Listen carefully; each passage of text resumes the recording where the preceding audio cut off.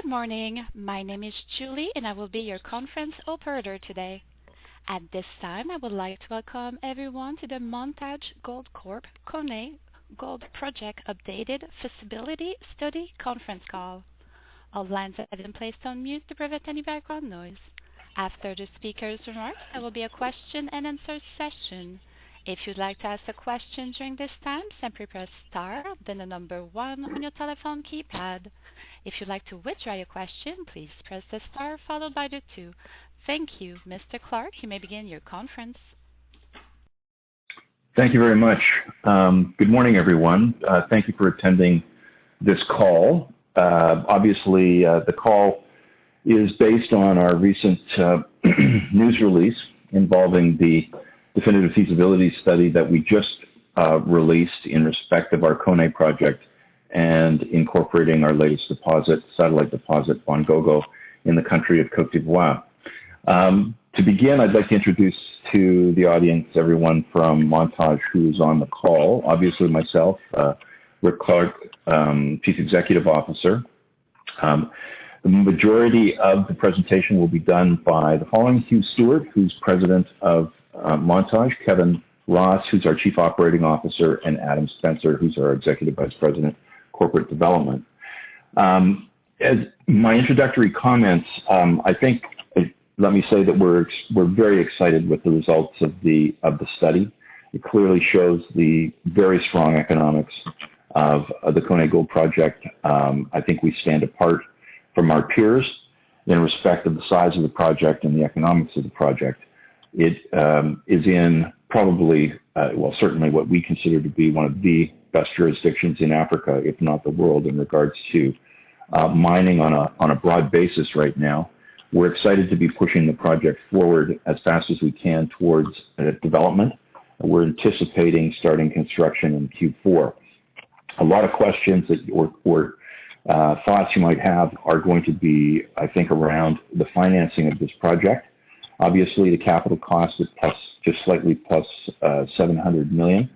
Seems to be a lot of money, but I think we're clearly looking at the new reality of gold projects in the world and a new pricing regime.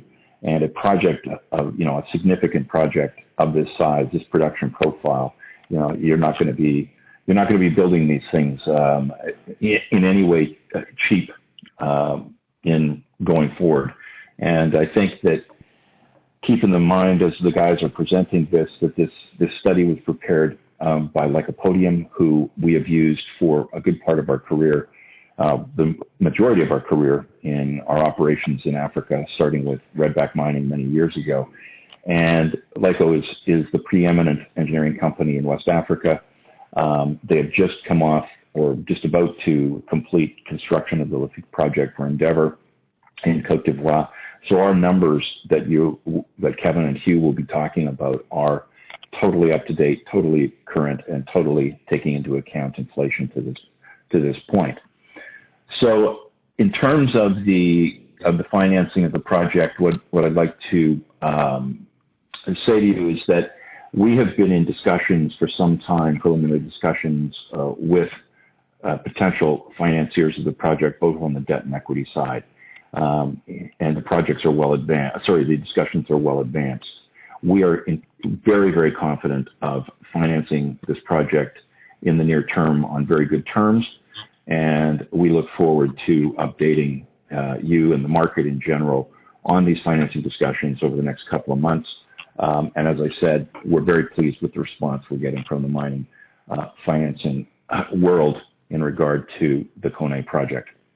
So without further ado, let me pass this conference call on to Hugh Stewart, who will take you through the presentation. And as the commentator provided, at the end of the presentation, everyone will have an opportunity to ask whatever questions you might have. Hugh, I will pass this on to you. Thanks, Rick. It's afternoon for me, so good afternoon, everybody. I think if you go back to our IPO, which is just over 3 years ago, we had a very clear 3-part business plan for Montage. We'd obviously had Koné at the time. It was about a 1.5 million ounce inferred resource. And the first part of the business plan was clear, was to show that Koné was on its own a solid, if not better operation, a solid ore body that could be mined at low cost. Obviously, we did that in the first feasibility study back in this time last year, in fact. No, it was actually 2 years ago. The second part of the business plan was always in our heads, was to consolidate the ground to the north of Koné, to open up what has now become one of the largest land packages or contiguous land packages associated with a major project in Africa. In doing that, we obviously acquired the Bongo satellite prospect. At the time, it had about 11 holes drilled in it, but we saw the potential there to deal with one of the issues that people often saw with Koné, was that on a life of mine basis, the grade was relatively low. The new study shows that the impact of that small satellite, representing 500,000 ounces out of a close to 4 million ounce reserve, has a fundamental impact on the economics of the project, the strength of the project, and drives that production profile to a peak of about 378,000 ounces a year. The third part of the plan is to really keep doing that. We have, as I said, we have one of the largest land packages in Africa. We believe it is all relevant to Koné, especially given the low process cost. It allows us to truck further. We don't have to find 2.5 grams. We only have to find 1.5 grams. So this, in some ways, is just the start of the sort of next phase of the project. Obviously, the construction's coming across towards the end of this year, but exploration will continue. And really, any satellites we can find with a grade of over 1.5 grams within that huge land package are relevant to us. Next slide, Adam. Just a little bit about Côte d'Ivoire. I think at the moment it's probably the best place to build a mine, definitely in Africa, possibly in the wider world. It's an easy place to operate. As Rick said, there are mines being built currently, like Lycopodium. We've just finished Sagala. They're building Lafigué at the moment. Tietto went into production a couple of years ago. Yaouré was a little bit before that. We don't see any security issues. We can get everything we need. And most importantly, the government of Côte d'Ivoire is proactively supporting the mining companies in terms of the permitting process. We'll talk about that a little bit later. But in terms of permitting, and again, in comparison to a lot of parts of the world, this is a good place to get a mine permitted and a good place to build a mine. I'll pass it over to Adam now for the next few slides. Yeah, thanks, Hugh, and good morning, everybody. It's Adam Spencer. I won't spend too much time on this slide, but I think the metrics speak for themselves. This is obviously a very significant, very economically robust gold project. In our view, the numbers presented here really are a base case that we will be able to improve upon in a significant way with exploration success, which obviously Hugh will talk to later on in the presentation. But to get to a plus $1 billion NPV, using a 3-year trailing average gold price and 31% IRR, that's a significant, certainly investment grade project with all-in sustaining costs below $1,000 over the life of mine. And that really is driven by the low process cost at the Koné deposit, which is key to the whole business plan, as Hugh mentioned in his introductory remarks. So just taking another closer look here at what makes this project so robust, it is the Koné deposit. It's over a 4 million ounce deposit on its own. Strip ratio of Koné on its own is 0.9 to 1. With the addition of the Bongo satellite, the strip ratio goes up a little bit, but still, this is one of the lowest strip ratio projects that you'll find in Africa, if not globally. As well as with soft rock, which obviously generates or translates to lower power requirements for the crushing and grinding. The other key here too is just the simplicity of the ore body. Koné is a single wire frame, which means it's not going to be very complicated to mine and reconcile that grade. We're using very large mining equipment. There's limited selectivity in the mine plan, and all that adds up to a simple operation with low technical risk, low mining costs, low process costs, and that's kind of the core attributes of the Koné project. Looking here just quickly at some of the economics again, obviously you can see the leverage to the gold price is significant. 10% increase in gold price is a 3x relative move in the MPV. You can see the production profile and sustaining cost here. As I said, we view this as a base case. Given the scale of the land package, given the number of targets that we've already identified, and we'll speak to that a bit more, the likelihood of us finding additional satellite deposits that are similar to Bongo or smaller, we believe is very high. And obviously the objective for us is to push out the lower grade stockpile into the future and backfill this production, for 10 plus years with exploration success.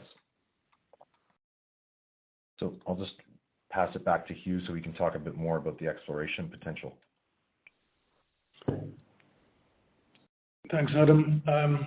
Obviously, very large land package. I think it's important to remember that this area does sit on one of the major gold structures in Africa, linking the Segela deposit to the south of us, going all the way up to Siama, with a branch that goes off to Tongon and to Wanyong, Burkina Faso.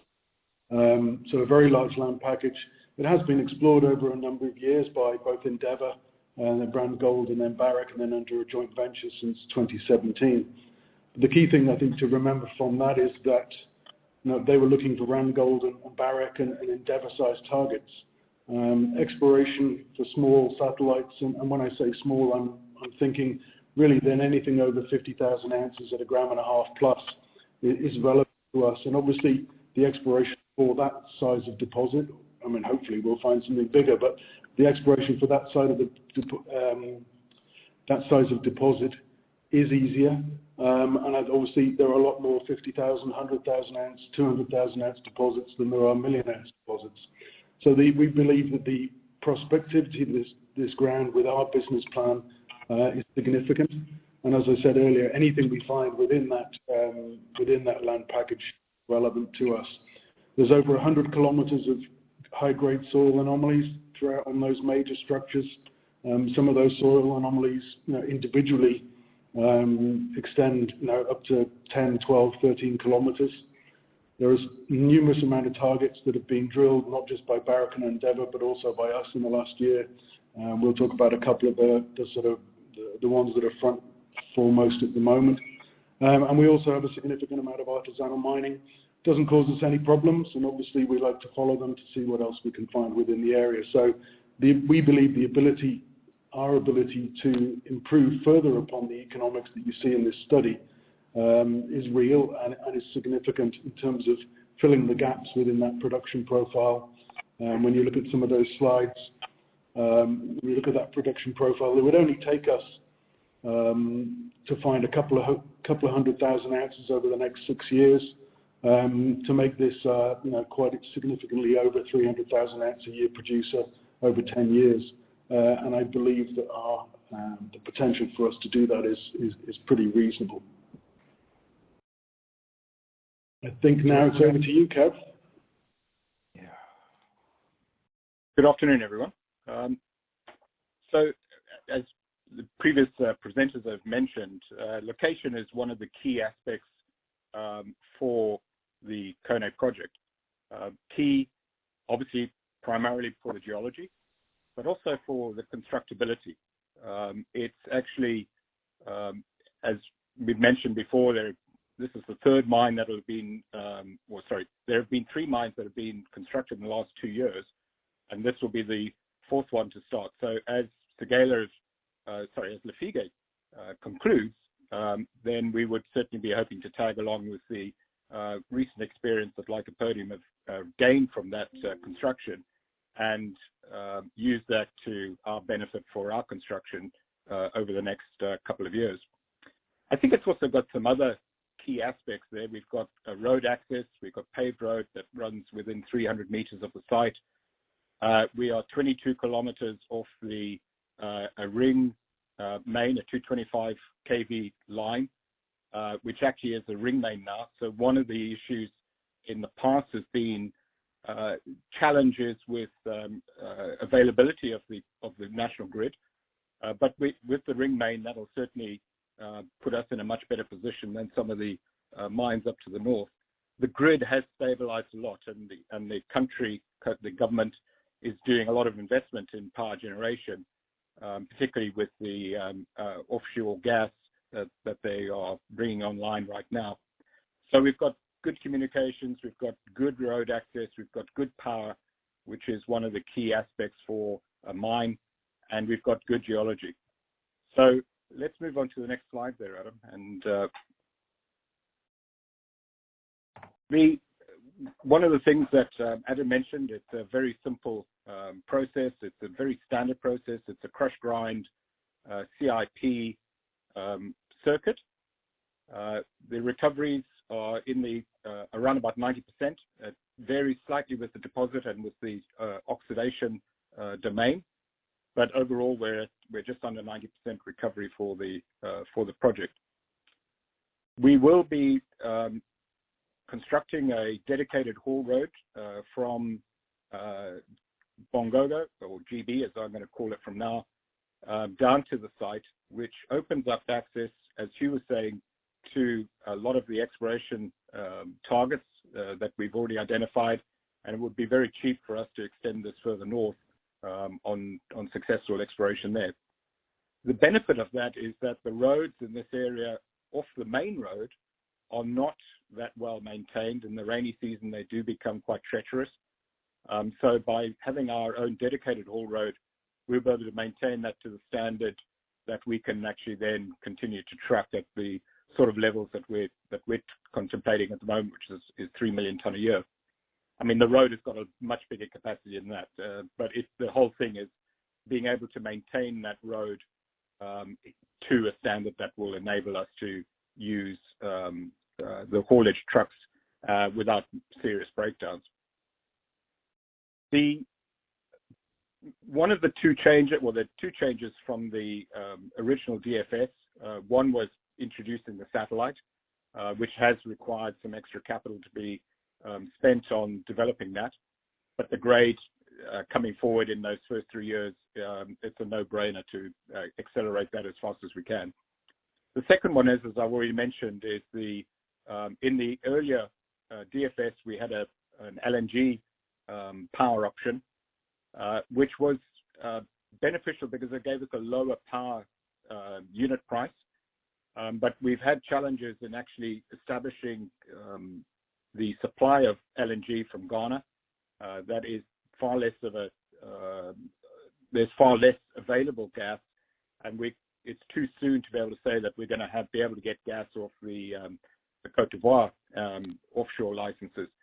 So we've identified and said we're going to go with the grid, and the grid is actually far more stable now, which is another one of the reasons why we were looking to be able to generate our own. So those are two fairly large increases in the or differences between the DFS and the UFS as we're talking now.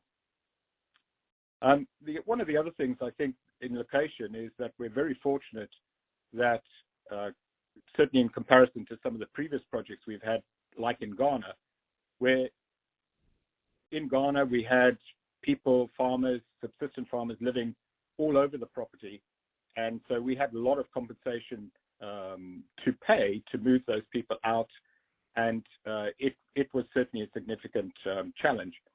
In Côte d'Ivoire, we tend to find that people tend to live in the villages. They do not live out on their subsistence on the farms, and so compensation and resettlement is certainly a lot easier here in Côte d'Ivoire than it has been on some of the previous projects that we've had. Thanks, Adam.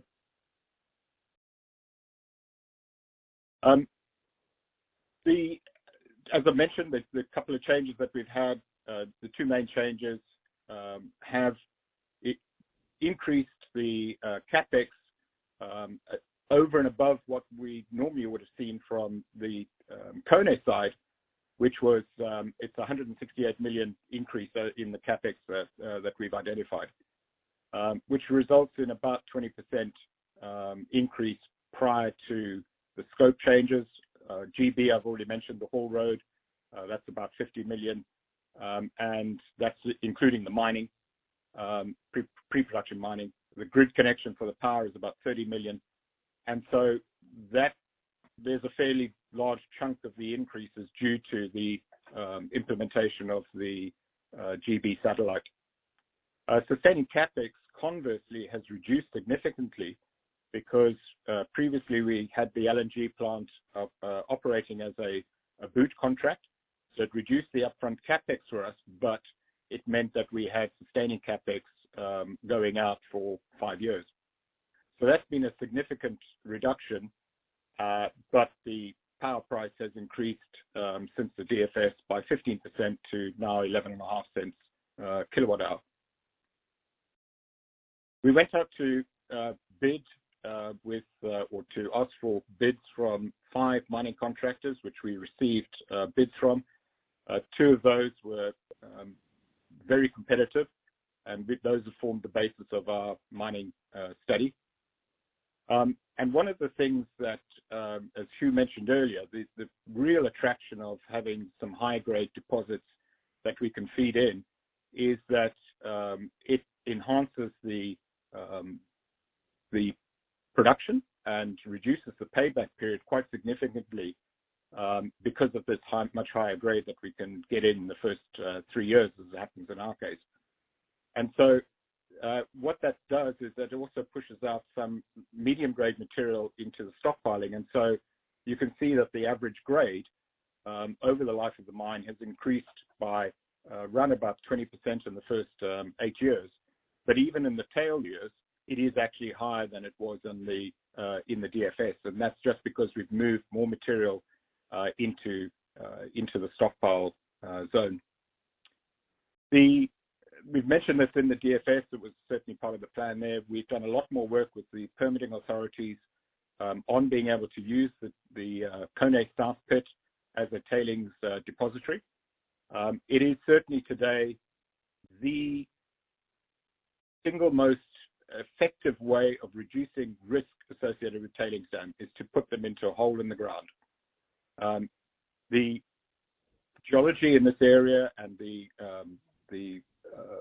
lack of sulfides in our they're not zero, but they are certainly not high, reduces the groundwater impact to well within international guidelines.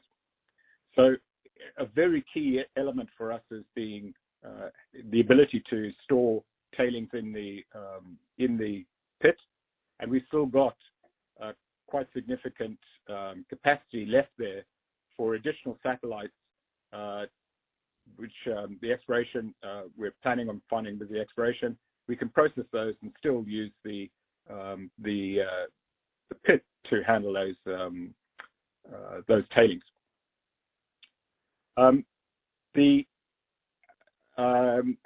I think I've covered those now, and let's move on to the next slide there. Thank you. The cash flows, I think, are really highlighted here in the first couple of years, the 3 years, the payback, which is now 2.6 years, and that is all to do with the high grade that's coming out of GB. It does rise a little bit in the years sort of 7 and 8, and that's because there is a high grade section in Koné South, which takes us a while there. And it's another one of the reasons why we ran with a much higher mining rate than we would normally run at and create stockpiles, because the prize of getting down to that lower high-grade deposit is more than pays for the creation of the stockpile and the increased mining costs in those early years. So we have basically 3 phases here. We have the first phase, which is with GB coming in. That complements the production very nicely during the payback period. We then have the mid-years where we're completing mining of the South Pit, and then we have the tail, which is treating the stockpiles. And any exploration success, we'll be able to easily slot that into the mine plan and have that moving forward through the scheduling. I think the other thing to mention is the high production rate in these first 3 years of 350,000 ounces a year. It's a very significant medium-scale mine, and the ability, as Hugh mentioned, to get that up right now we're running at 300,000 ounces for the first 8 years, which is whilst we're mining the Koné South pit. Very simple to foresee that any satellite exploration success, we will certainly be pushing that up well into the low 300,000 ounces a year. Again, a very significant medium-sized mine. And the last one slide that we would just like to really focus on, Rick mentioned earlier that the costs have increased. It is the reality of the world that we live in today. But I think the thing that we would really like to highlight is the quality of the lycopodium performance. We've used lycopodium, as Rick mentioned, since the start of Redback way back in 2004. We've used the same office, so we know the people coming through there. They know us, and we know them. And so we have a really high confidence that when Lycos say that this is what it's going to take to construct and to the time frame, that we have high confidence in them. And when you look at their performance, their track record, I think it is stunning. I mean, it's amazing that basically there is nothing that's over budget or over schedule, and that's just the track record that these guys have built up. And as we said, the previous 3 projects that are being completed in Côte d'Ivoire have all been done by Lycopodium, so they have an extremely close understanding of the contracting business in Côte d'Ivoire and the ability to logistics to bring any of the gear in that's needed to build the plant. So the confidence in the UFS numbers, I think, are high. The number is higher than we would have liked, but we have added scope. But equally, I think we have confidence that these are realistic numbers and that we will be able to construct and hopefully come in under budget as they've done before. Thanks, Adam. Yeah, thanks, Kevin. I think back to you, Hugh, to talk a bit more about Bongo and the exploration. Yeah, I won't go into too much geology, but just a quick one on Bongo. I think 2 things here. It's a quartz-dire intrusive. It's kind of cigar-shaped. It plunges nicely, so it gives us we can get the pit down reasonably.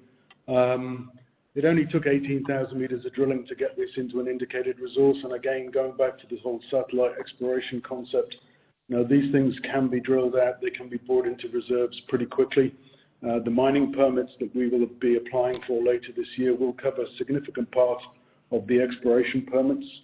So a lot of the targets that we're talking about will be included in the mining permit, which will again allow us to move quickly. The other thing with Bongo is the nature of the mineralization. It's related to a stockwork of quartz tourmaline veins. They're pretty irregular in distribution. We have hit some pretty spectacular grades. You can see some of them on the screen there. But as I said, it really depends on whether you get lucky with the drilling and you hit one of those veins. My feeling is going forward when we start mining this, that generally speaking, I think my expectation is that we would more likely to get a positive reconciliation out of this. The MIK modeling that we use is the same resource modeling that we've used now for 18 years, since the early days of Redback. It does deal very conservatively with higher grades. It doesn't use top cuts, but in the MIK modeling, the lower grades get the most, which are obviously most common, they get the most emphasis. So a nice little ore body. It has a very small footprint. Again, quite difficult to find with widely spaced drilling or widely spaced exploration that was used in the past. One of our plans is really just to close spacing up when we look at things, because again, we're no longer looking for the big one. We're looking for satellites that can keep adding to the production profile of Koné. Just touching a little bit on some of the exploration with the next slide. Oh no, wrong one. Sorry, I was looking at the wrong one. In some ways, this is one of the key slides. It shows really the impact of the economic impact of a satellite deposit, in this case Bongo, the low process cost, obviously a lot of the capital up to as far as Bongo will be sunk. It really does mean that anything we find, grading over 50,000, if grading over 1.5 grams and 50,000 ounces does make money for us. As you can see there, Bongo generates nearly $200 million in pre-tax profits for every 200,000 ounces.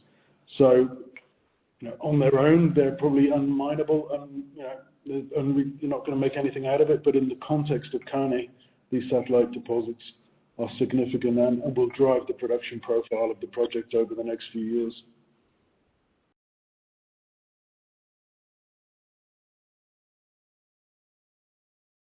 I thought you were going to jump in there, Adam.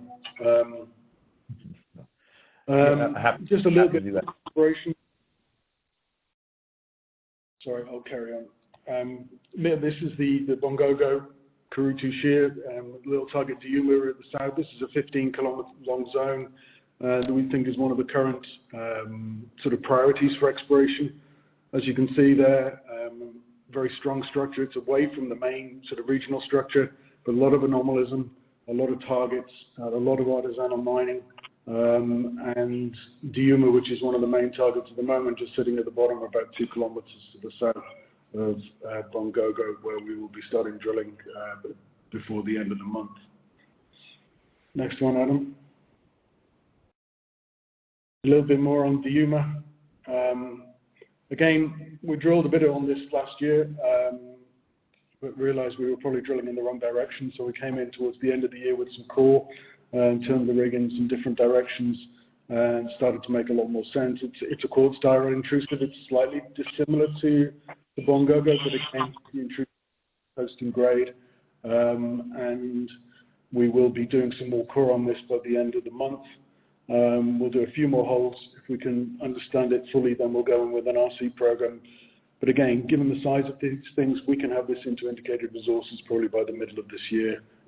So they do make an impact, and they do make an impact very quickly. The second target that we're going to be looking at is Petit Yao. This is an older target. We haven't really been back there for some time because we've been busy up to the north. It sits about 7 km from Koné. Again, some nice grades, not necessarily as big as some of the others, but again, 50,000 to 100,000 ounce potential. There's 50 million to 100 million in free cash flow, and again, won't take much to get it into a mine plan. So we'll be going back to this also over the next few months, as well as continuing with the exploration throughout the rest of the area. Okay, Adam. So just to kind of summarize, the exploration picture. I mean, I think it should be apparent that we have obviously a very large land package with a number of targets. Given the low process cost of Koné, as we've said, that opens up this entire district. The Hull Road creates a very high priority area for additional exploration for the next series of satellites. Diuma North and Petit Yao being the closest to that Hull Road, and so those will be the priority. But I think the high impact of low cost exploration should now be apparent to everybody, given the successful conversion and inclusion of Bongo into the mine plan. To have the ability to spend, in some cases, a few $100,000 on a satellite deposit target and have it return over 100 million in cash flow is unique. And that's certainly something that we're going to be looking to repeat as we move forward here towards bringing this mine into development and construction and operation. And just before I hand it back to Rick for concluding remarks and then questions, just to give you a sense here in terms of the timing of what we're looking at doing. We are planning on getting back into exploration obviously very soon, as we've discussed. Project finance activities are active and ramping up. We are looking to start detailed engineering and early civil works kind of in Q2 and Q3 of this year, and subject to getting all permits in hand and project finance package pulled together, groundbreaking for the construction activities would start in Q4. It's roughly a 27-month construction period, which would then see us beginning the commissioning in late 26 and ramp up in 27. And as Kevin pointed out, the track record of Lycopodium with 75% of their projects coming in ahead of schedule and 50% coming in under budget gives us a lot of confidence in the projections that we're showing everybody here. So back to you, Rick, if you want to make some concluding remarks, and then we can go to questions with the operator. Great. Thanks, Adam. Hugh, and thanks, Kevin. Look, I think the key thing from that we'd like you to take away from this presentation, two things. One is simplicity, and the other is consistency. We recognize in the way the world has looked at gold deposits that people would come in here and say, oh, well, this is a low-grade gold deposit. How does it work? And we have been very confident, given the unique characteristics of Koné in this area, that we were going to come out with a pretty significant economic project that we were going to be able to display to the world, and we think we've done that. The thing here is all about cost.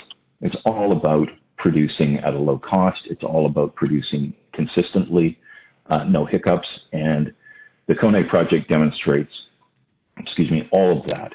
The key here is, as we've talked about, is Koné, the pit itself is one wireframe. Bongo is two.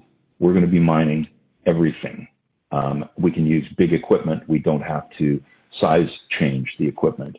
It's a big plant. The process itself is simple. And it's all about unit costs. And when you put that all together, you see that the economics on this project are absolutely significant. The other aspect of Koné that's unique is we call this as sort of our hub and spoke business plan. And other people have used that concept before, and when you're talking about a project with multiple pits.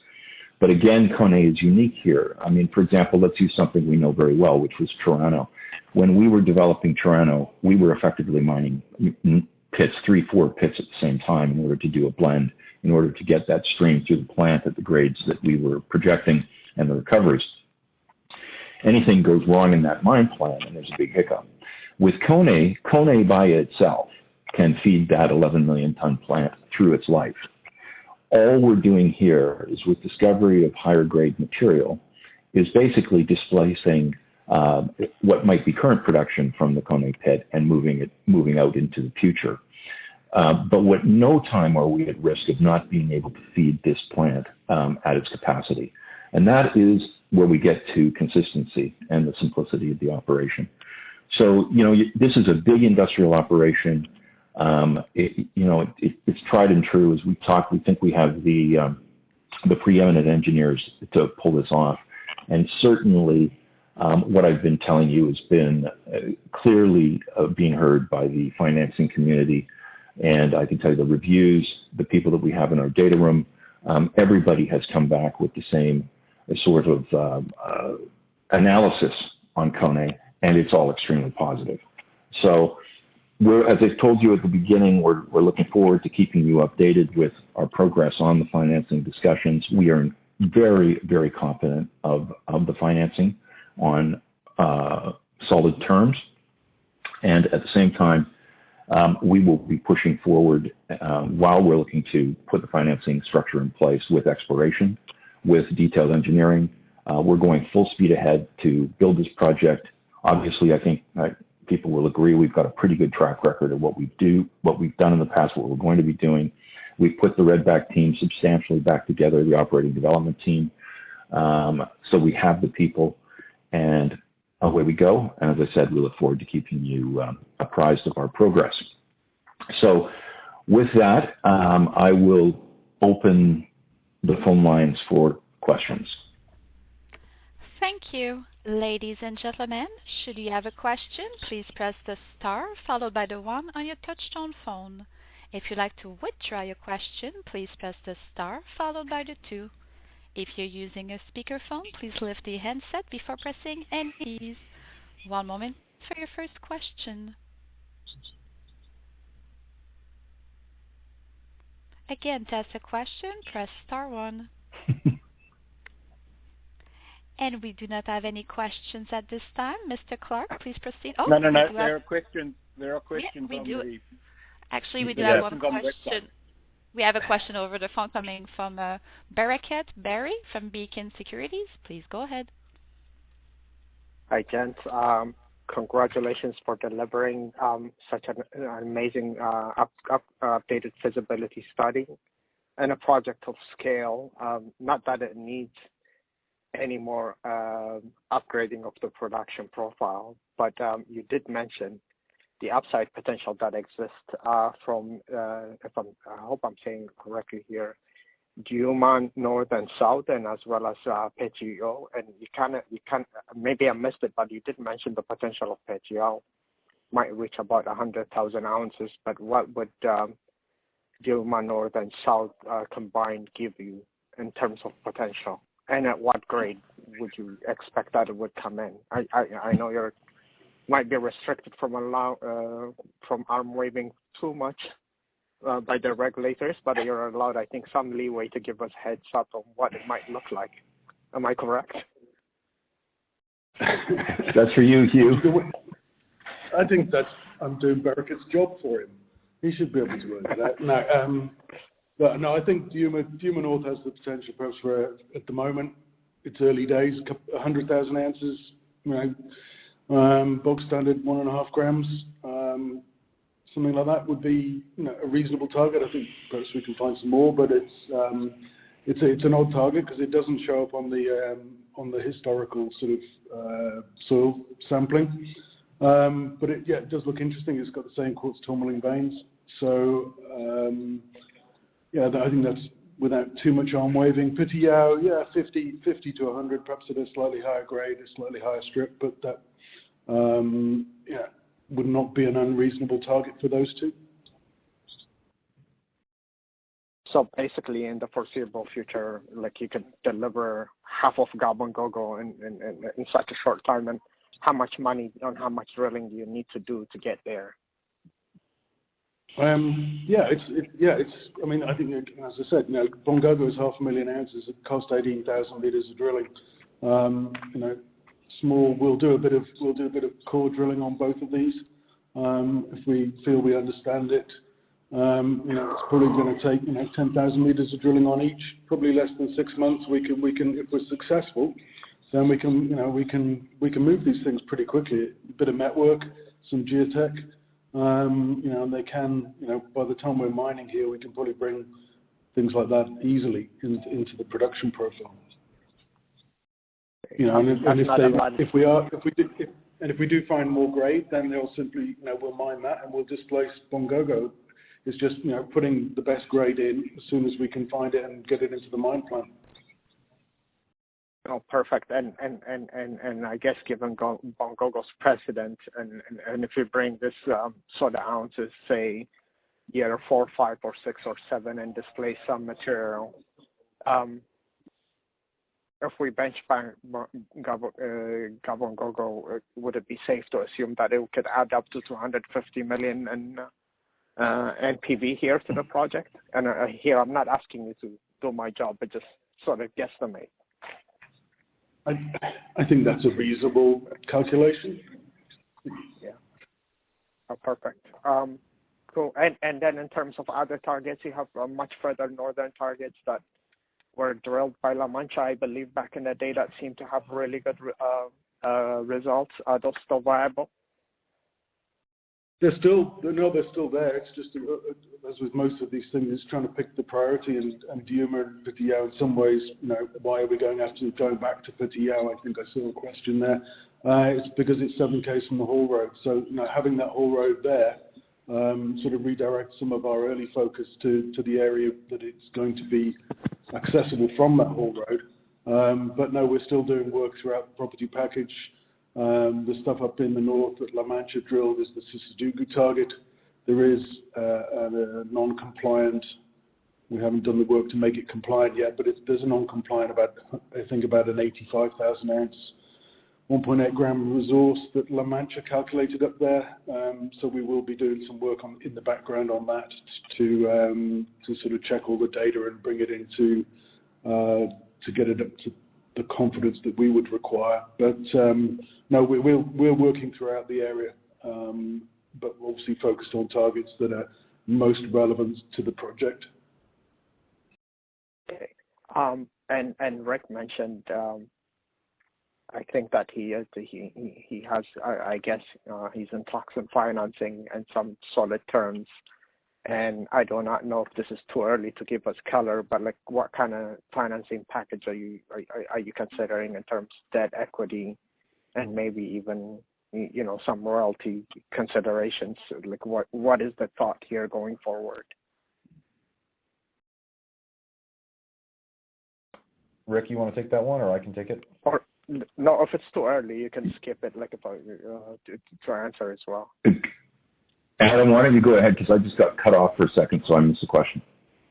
Yeah, Barakat, I would say to a certain degree it is a bit early to suggest what the split will be. I'll tell you that we obviously our preference or our approach is going to be to minimize the amount of equity that needs to be raised, and there's a number of things that we can do to do that, and there's a number of attributes of the Koné project that I think sets us up well to do it. First, the cash flow generation, obviously driven by Bongo in a large way in the earlier years during capital payback, creates an opportunity for us to get, a sizable senior debt component of the finance package. And then looking at the exploration potential, the large land package, the long mine life, this is an opportunity, I think, where the streamers would get quite aggressive, which is, certainly if you've seen mine finance packages in recent years, streaming is usually a component of those packages and is a way to kind of bridge the gap between debt and the equity that you ultimately need to raise.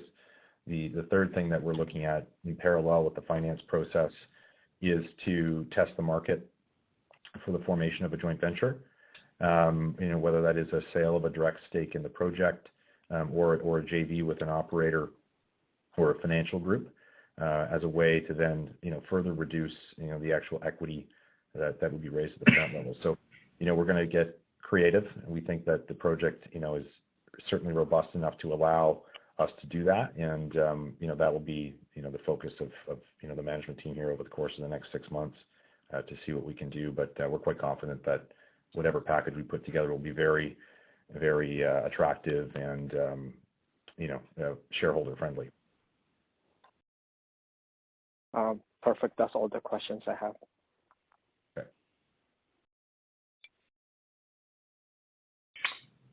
Okay, one of the things, there's been some emailed or texted questions in, and what I suggest is we quickly go through those from the first to the latest. And why don't I spearhead that and then direct who can answer the question if that works for everybody. Question number one is regarding the local artisanal miners. Unlike other jurisdictions that we've worked in, as Hugh mentioned, we are on very good terms with the artisanals. We haven't had any material issues with them at all, and in fact, they're strongly supervised by Côte d'Ivoire. So in the point that at any time if we have issues with artisanals on the property, we contact the local authorities, and very quickly the artisanals are relocated. So we, as I said, they're very efficient in Côte d'Ivoire, unlike other jurisdictions regarding artisanals. The question number two, in respect to debt and equity, I think that we've addressed that. Adam's talked to Barakat's question. Number three, in terms of the DFS and the NPV and the Capex, related to Capex increase, look, the differential, the significant impact of Bongo and why we put this study out was all about de-risking financing and the early years and construction risk and development risk. What Bongo does, the 3 years of production from Bongo at a higher grade allows a very rapid payback of the financing position that we're going to be raising to put the project in production, and certainly de-risks it from a project side and also significantly de-risks it from an investment side in terms of the debt and equity will be put, or debt and equity or quasi-equity will be put in place to build the mine. So that was the purpose of it, not so much to go out and have a significant increase in NPV per se. And Kevin, do you have any comment on that? No, I think when you look at it, there has been an increase in the NPV. It's difficult to isolate the two because they go together. But there has been a small increase in the Koné NPV, but GB looks good because it's on the back of a free mill. So it's very difficult to say, well, Koné didn't have an increase. We generated an increase in the NPV. Yeah. Thanks, Kev. Okay, question 4 is related to the royalties and the financial aspect of the government's ownership. And Hugh, you're probably in the best position to explain that, or Adam? Yeah, the government does get a 10% free carried. It's pretty standard throughout Africa these days. It is something that is required. Part of the mining code. As part of the mining code, we will incorporate an operational company, and the government will own 10% of that. But as normal, I don't think they get any revenue from that, obviously, until capital payback. Clearly, they also get a royalty, which is on a sliding scale based on gold price. And I think one of the things to perhaps mention is that there is on the community and social side, that in Côte d'Ivoire there is a 0.5% community development royalty, which is allocated to the local area. Decisions on its expenditure are made by the committee, which includes the local administration. And the people, in the case of Koné, that fund is about $33 million over the life of the mine. So one of the reasons why people in this area, which is fairly undeveloped, are very supportive, is that they can see the jobs coming, but they also can see the development that's going to kick in as a result of that royalty as well. Thanks, Hugh. Kevin, you want to deal with the next one, which is the question is, with lower sustaining costs due to the grid power, what's the main reason for the higher all-in sustaining costs versus the previous DFS? Yeah, I mean, costs have risen. There's quite clearly mining costs have increased by around about 15%. We've mentioned the increase in the power costs. Consumables have gone up. So that's the reality of the world. AISC is going up. We're still below $1,000. We certainly have benefited by not having the sustaining Capex in there for the power plant. So that's offset some of these increases as well. But generally, the difference is there has been cost inflation in the operational side since we published this 2 years ago. Thanks, Kev. I just skipped one. One of the questions was, why is Petit Yao now a priority exploration target as opposed to before? I think Hugh answered that. The reason is Petit Yao now is very close to the haul road. What we are targeting right now is going to be targets that we've identified that are in close proximity to the haul road that we will be building. Now, those will be our highest priority exploration targets going forward over the next 2 years. Another question on the CFO research. Obviously, we are looking for a new CFO. That is in process. We are not panicked by it. We are taking our time, and the reason we don't have to be panicked by it is the head of our audit committee, Alessandro Bitelli, was my CFO at Redback, and he was the CFO at Lundin Gold and was directly responsible for putting in the financing package at Lundin Gold. So we're well covered going forward, and we will take the necessary time to find the right CFO for where we're going to be going with Montage, which is into development, construction, and operation. Excuse me. The next question is, will we publish a BFS? The answer is no. The DFS stands as the bankable document. In terms of permitting, examples of permitting timelines, I think we touched on it briefly, but I'll put this back to Hugh in terms of where we sit right now in Côte d'Ivoire on getting our permits. Yeah, the principal aspect of the permitting process in Côte d'Ivoire is the submission of the environmental study, which obviously contains all the details on the project. That was submitted just before Christmas or in early December. The final public inquiries were held between Christmas and New Year. We're now waiting for a date for the validation session, which is a multidisciplinary committee that we will meet to discuss and answer questions on that. Once we have our approval of the environmental study, we will be able to apply for a mining permit, or mining permits in this case. We are currently working on trying to be in a position to apply for the mining permit in March, and then obviously which would allow us to start construction in Q4. Thank you. Excuse me. In terms of another question is related to the financing, and they're asking for the breakdown in terms of equity and debt. I think we've addressed that. We're looking at everything. Obviously, our preference here is to have as large a debt component as we can, and we believe that to be significant given the economics of the project. The cash flows of the project are clearly capable of handling a high debt load, and that's the basis on which we're in discussions now. Next question, in terms of the election in 2025, the presidential election in Côte d'Ivoire, and whether we foresee any changes in the government. Certainly, the president's party seems to be in a strong position in the country at this point in time. Hugh's much more up to speed on the local aspects of the election possibilities, so I'll just let him briefly comment on this. Yeah, I think there's always the potential for issues around elections. The last couple have gone very well in Côte d'Ivoire.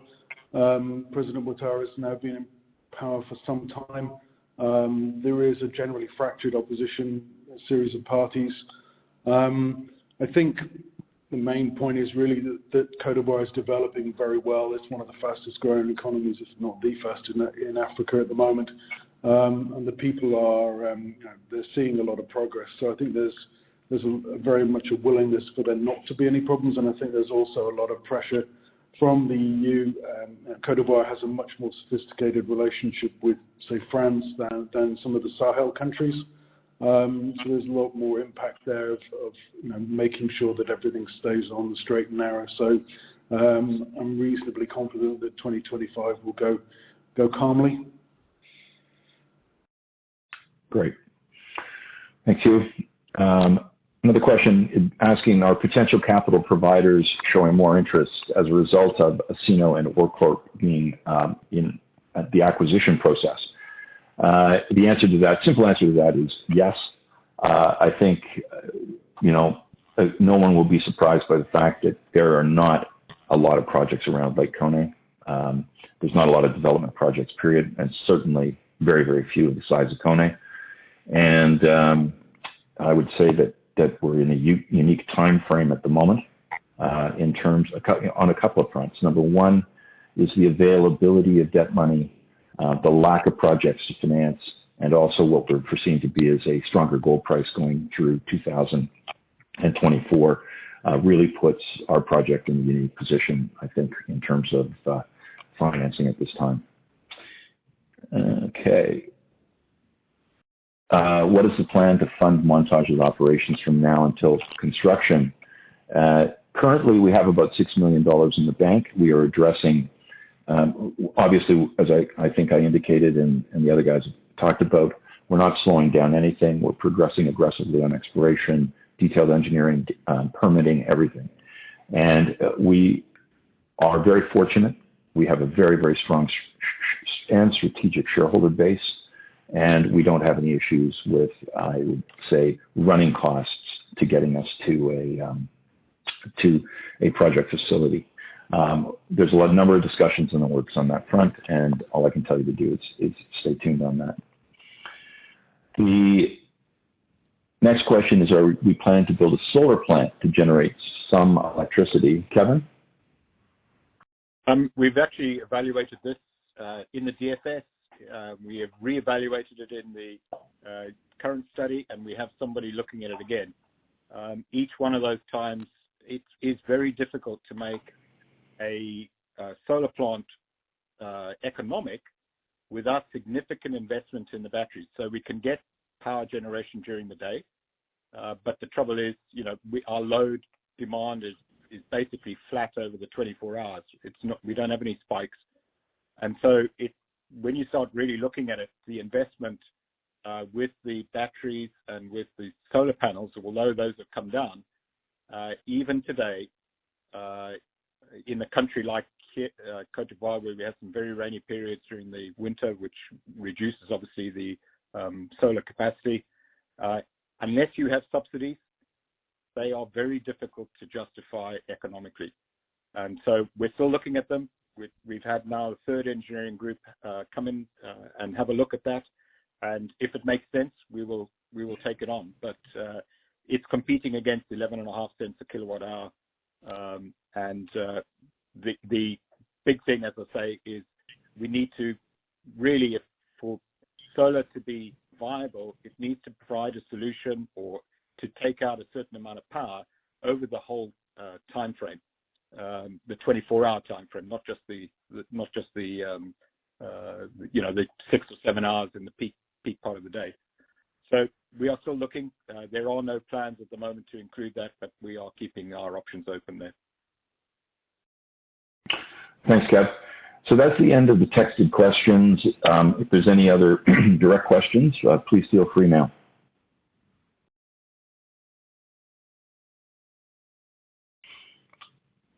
Okay. Well, look, in my closing remarks, first of all, thanks everybody for attending. I can tell you we are very excited with this project. We're very excited to progress it and see it through into development and into operation. It has a certain legacy for all of us. This was a project that was discovered by Hugh Stewart when he was vice president of Redback just before we sold the company to Kinross. We liked it then. We got it back from Kinross. We love it now, and we've put the team together, and we're going to see this through. And we think that we will end up at the end of the day being one of the new and very significant gold producers in West Africa, and we look forward to sharing that journey with you. Thank you very much, and we will continue to keep you apprised of our progress. Ladies and gentlemen, this concludes your conference call for today. We thank you for joining, and you may now disconnect your lines.